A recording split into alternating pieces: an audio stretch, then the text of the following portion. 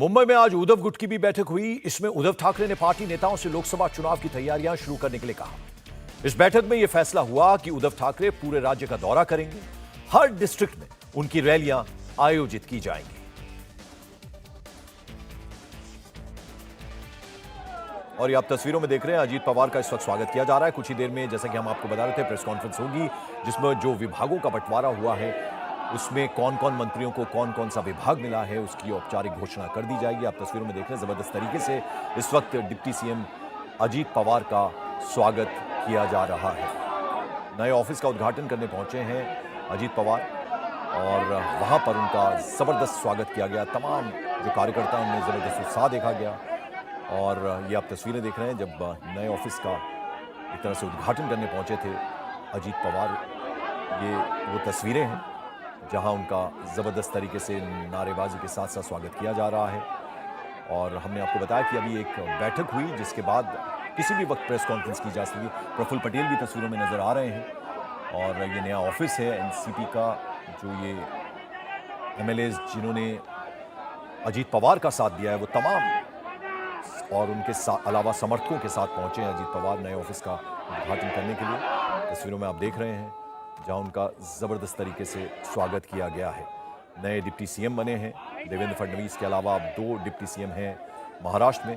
और अभी विभागों का ऐलान भी होना है, यानी जो उनके कोटे से मंत्री बनाए गए हैं उन सबको कौन कौन सा मंत्रालय जाएगा इसकी औपचारिक घोषणा होनी अभी बाकी है। और कल का दिन भी बेहद महत्वपूर्ण है क्योंकि कल 2 बैठकें होनी है, एक जिसमें शरद पवार और उनके गुट के लोग रहेंगे और दूसरी तरफ अजीत पवार भी एक महत्वपूर्ण बैठक करने वाले हैं कल शाम 4 बजे। लेकिन उससे पहले की तस्वीरें आप देखिए, जब नए भवन का उद्घाटन करने के लिए पहुंचे हैं अजीत पवार, उनके पोस्टर्स हाथ में लहराते हुए तमाम सपोर्टर्स के बीच में अजीत पवार हम आपके साथ हैं, इस तरह के नारे वहां उनके सपोर्टर्स लगा रहे हैं। तो एनसीपी में टूट हुई, 2 हिस्सों में बटी एनसीपी और अब उस पर किसका क्लेम होगा वो अब देखने वाली बात होगी। आप देखिए अजीत पवार के पोस्टर्स लहराते हुए, दादा अजीत दादा इस नाम से वो जाने जाते हैं और उनके तमाम सपोर्टर्स इस वक्त नारेबाजी कर रहे हैं। नया ऑफिस जो है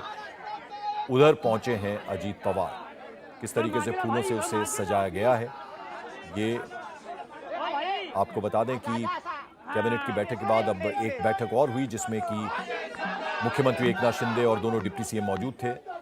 और कुछ देर में प्रेस कॉन्फ्रेंस, ऐसी उम्मीद की जा रही है कि जो नए मंत्री बनाए गए हैं उनके विभागों का ऐलान औपचारिक रूप से किया जाएगा। लेकिन उससे पहले की ये तस्वीरें हम आपको दिखा रहे हैं जहां प्रफुल्ल पटेल तस्वीरों में साफ नजर आ रहे हैं, अजीत पवार नजर आ रहे हैं और नए भवन का उद्घाटन करने के लिए पहुंचे थे, नया दफ्तर। और वहां पर उनके तमाम सपोर्टर्स अजीत पवार के पोस्टर्स हाथ में लहराते हुए और उनके पक्ष में नारेबाजी करते हुए, उनके सपोर्ट में नारेबाजी करते हुए नजर आ रहे हैं। और नए डिप्टी सीएम बने हैं और कुछ ही देर में प्रेस कॉन्फ्रेंस में औपचारिक ऐलान कर दिया जाएगा कि किस मंत्री को क्या क्या विभाग दिया गया है। तो महाराष्ट्र में जबरदस्त सियासी हलचल इस वक्त मची हुई है और अलग अलग बैठकों का दौर चल रहा है, मीटिंगें चल रही हैं। ये प्रफुल्ल पटेल आप तस्वीरों में देख रहे हैं। मुंबई में बारिश जो है बड़ी आम बात है, ये तस्वीरों में आप देख रहे हैं। अंदर आ जाओ, अंदर आ जाओ, अंदर। अरे वो क्या पूछ, अरे वो क्या है?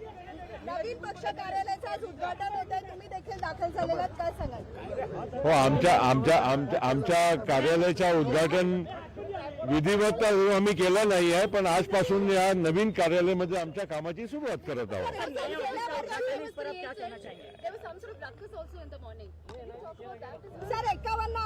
अरे बाबा, एक तो विधिवत उद्घाटन नहीं हुआ लेकिन हम नए भवन में आए हैं जैसे कि प्रफुल्ल पटेल ने बताया।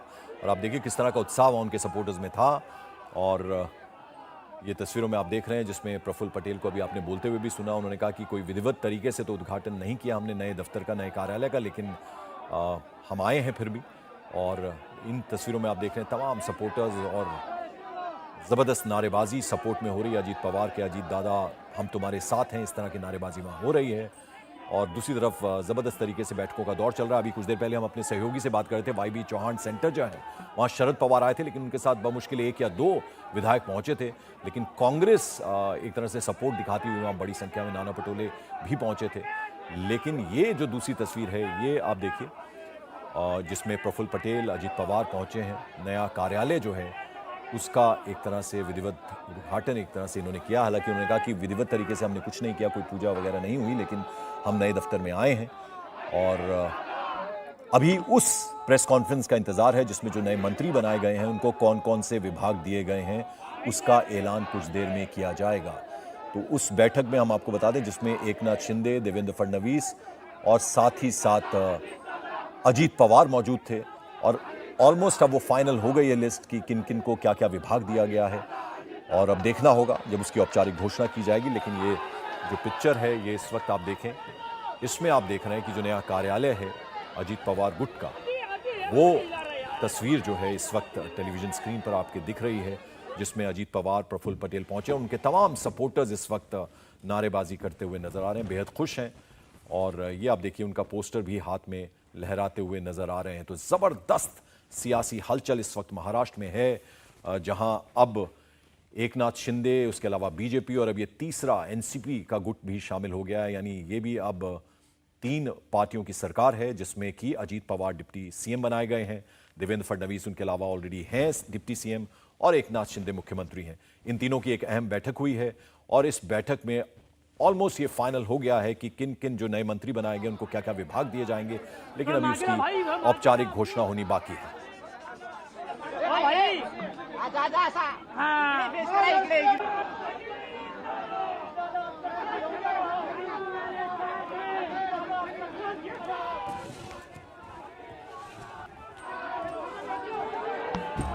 तो तस्वीरें इस वक्त आप देख रहे हैं नए एनसीपी दफ्तर की, जहां पर अजीत पवार पहुंचे हैं। एनसीपी पर लगातार ये दावा ठोका जा रहा है, अजीत पवार कह रहे हैं कि एनसीपी के सभी लोग उनके साथ हैं, तमाम विधायक उनके साथ हैं, पार्टी अब उनकी है। लेकिन दूसरी तरफ शरद पवार ये कह रहे हैं कि वो 3 महीनों में सब कुछ ठीक कर देंगे। शरद पवार जब आज पहुंचे थे तब उनके साथ वाईबी चौहान सेंटर में उनके साथ बेहद कम लोग दिखे, लेकिन अजीत पवार इस वक्त जो शक्ति प्रदर्शन यहाँ पर करते हुए दिखाई दे रहे हैं, उससे क्या ये साफ तौर पर संकेत दे रहे हैं कि अब एनसीपी अजीत पवार के हाथ में ही है। एनसीपी में अब जो 2 धड़ों में बटी हुई थी उसमें ज्यादा जो मेजॉरिटी है वो अजीत पवार के साथ है और शरद पवार इस वक्त लगभग अकेले पड़ गए हैं। तो ये क्या तस्वीरें उसी और इशारा कर रही हैं। वहीं कल जो बैठक होनी है उस पर भी सबकी नजर है कि आखिर उस बैठक में क्या तय किया जाता है। इसके अलावा शरद पवार लगातार ये कह रहे हैं कि पार्टी वो दोबारा से खड़ी करेंगे, दोबारा से वो उस पार्टी को उन्हीं लोगों के साथ खड़ा करेंगे, लोग उनके साथ वापस आएंगे। लेकिन अब देखना होगा कि आगे क्या होता है। समीर भी से इस वक्त मुंबई से हमारे साथ जुड़े हुए हैं। समीर, जिस तरीके से हम देख रहे हैं कि वहां पर लगातार भीड़ बढ़ती जा रही है, अजीत पवार के साथ ज्यादा से ज्यादा समर्थन इस वक्त दिख रहा है, क्या एक तरीके से ये समझे कि अब एनसीपी अजीत पवार की ही हो गई है, शरद पवार लगभग अकेले पड़ गए हैं, और इस भीड़ का क्या मतलब हम निकालें? बिल्कुल, भीड़ का यही मतलब निकल रहा है कि जो दमखम अजीत दादा पवार ने अब तक अपने पूरे राजनीतिक जीवन में दिखाया है, वो दमखम अब इन तस्वीरों में भी दिखाई दे रहा है जब वो राष्ट्रवादी कांग्रेस से अलग हो चुके हैं। लेकिन अब वो मूल रूप से राष्ट्रवादी कांग्रेस होने का दावा कर रहे हैं, यानी कि उन्होंने शरद पवार का साथ छोड़ दिया हो। भले वो ये कह रहे हो कि हम राष्ट्रीय अध्यक्ष तो अभी भी वही हैं, लेकिन जिस तरीके से उन्होंने फैसले लिए हैं और उस फैसले पर वो अडिग हैं, वो कह रहे हैं कि आने वाले समय में कई बड़े जो हैं फैसले महाराष्ट्र के हित में लिए जाएंगे और पार्टी उनके साथ है, संगठन भी उनके साथ है। न सिर्फ विधायक बल्कि जो संगठन होता है, जिला अध्यक्ष होते हैं, तालुका पे अध्यक्ष होते हैं, अलग अलग सेल के लोग होते हैं, वो सभी उनके साथ बने हुए हैं।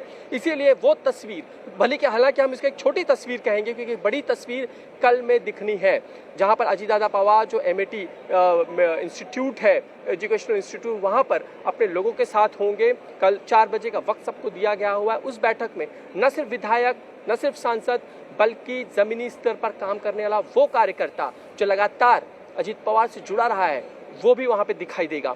और ऐसे में अभी जो हम तस्वीर जो वाईबी सेंटर की देख रहे हैं, वो बिल्कुल चिंता में डालने वाली बात इसलिए हो सकती है क्योंकि शरद पवार जो लगभग दावा कर रहे हैं कि पार्टी संगठन उनके साथ है, वो फिर लोगों के बीच जाएंगे और पार्टी को खड़ा करेंगे। और लेकिन अब वहाँ पे तस्वीर जो है वो बिल्कुल हमें दिखाई दे रही जहां पे लोग उनके साथ कम है। हालांकि कल में इसी वाईबी सेंटर में क्या उतनी ही भीड़ उमड़ती है जितनी एमएटी में उमड़ती है? क्या उतने ही विधायक जो है, जो दावा किया जा रहा है, क्या वो विधायक यहाँ पे नजर आते हैं? ये भी देखना उतना ही लाजमी होगा कि शरद पवार भी उतने ही राजनीति के मंझे हुए खिलाड़ी हैं। अब तक का उनका राजनीतिक सफर बिल्कुल उलटफेर वाला रहा है। उन्होंने कई सियासी जो दांव पेच रहे हैं उन्हें उलटफेर करके रख दिया है। इसीलिए इस बात से इनकार नहीं किया जा सकता कि कल की अगर कोई तस्वीर हम वाईबी सेंटर में अगर कोई बड़ा दल अगर राष्ट्रवादी कांग्रेस के विधायकों का देखे तो शायद आश्चर्य नहीं होगा, क्योंकि अभी भी बैठकर वो वाईबी सेंटर में अपने कई जो उनके नेता हैं उनके साथ बैठकर कई विधायकों को फ़ोन कर रहे हैं, उनके साथ बातचीत कर रहे हैं और जो महत्वपूर्ण पदाधिकारी हैं उनके साथ भी उनका निरंतर संवाद जारी है।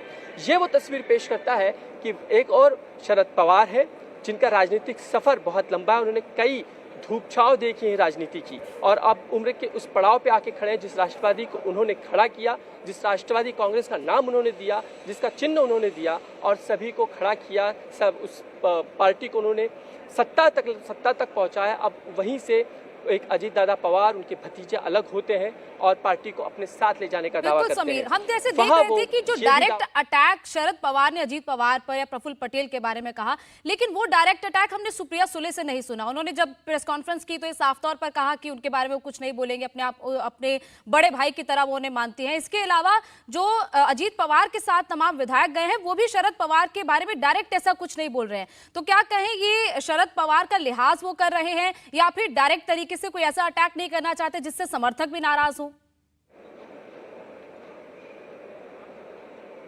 बिल्कुल, इसमें एक तस्वीर तो बिल्कुल देखी जानी चाहिए कि एक लिहाज है, क्योंकि शरद पवार जिस तरीके की राजनीति करते हैं और ये सारे जो विधायक हो या उनके जिलाध्यक्ष या पदाधिकारी हो, जिस अखाड़े में राजनीति के तैयार हुए हैं, जो गुण उन्होंने सीखे हुए हैं वो शरद पवार के ही दिए हुए हैं।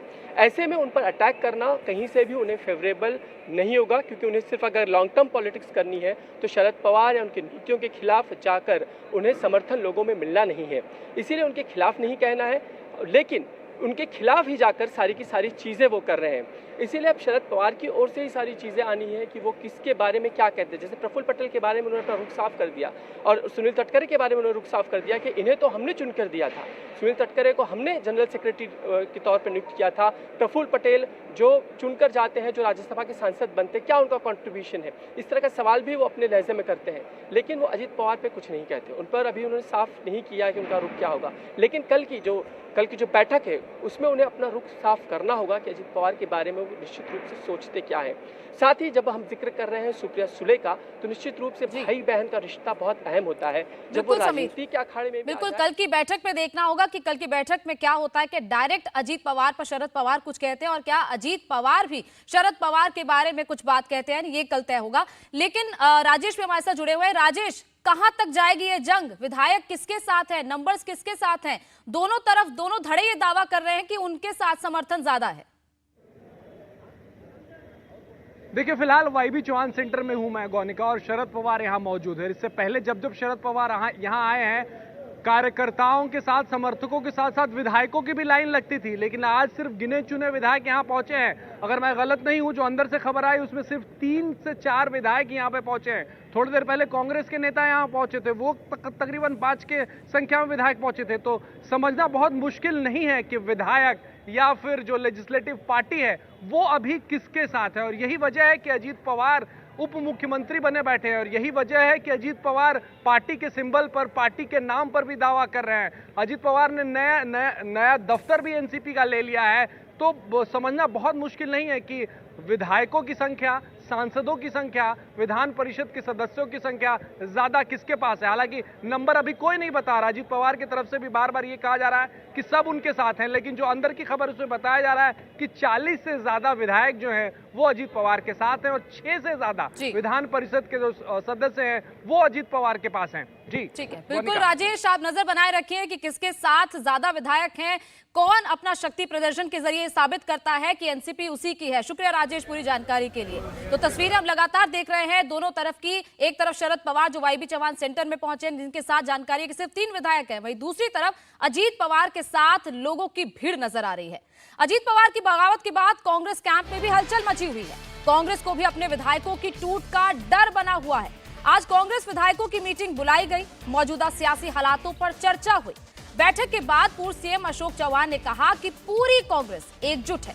सुनिए इंडिया टीवी से बातचीत में अशोक चौहान ने क्या कहा। हमारे साथ अशोक चौहान जी हैं, उनसे बात करते हैं। सर, आज की मीटिंग में क्या फैसला हुआ? आज की मीटिंग में जनरल पॉलिटिकल सिचुएशन का जायजा लिया गया।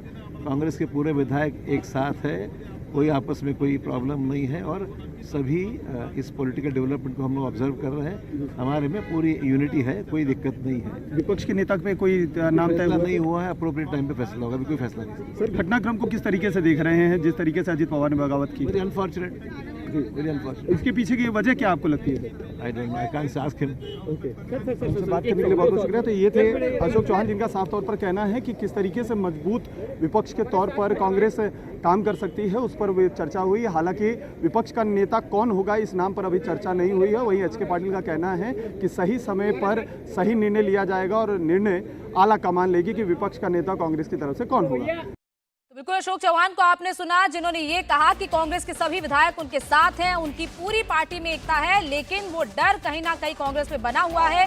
जैसे एनसीपी के विधायक टूटे, जैसे शिवसेना के शिंदे ग्रुप के विधायक बीजेपी के साथ गए, ऐसे में हो सकता है कि आने वाले दिनों में कांग्रेस के कुछ विधायक भी बीजेपी के साथ जा सकते हैं। लेकिन इस बात को लेकर अशोक चौहान पूरी तरह इनकार कर रहे हैं।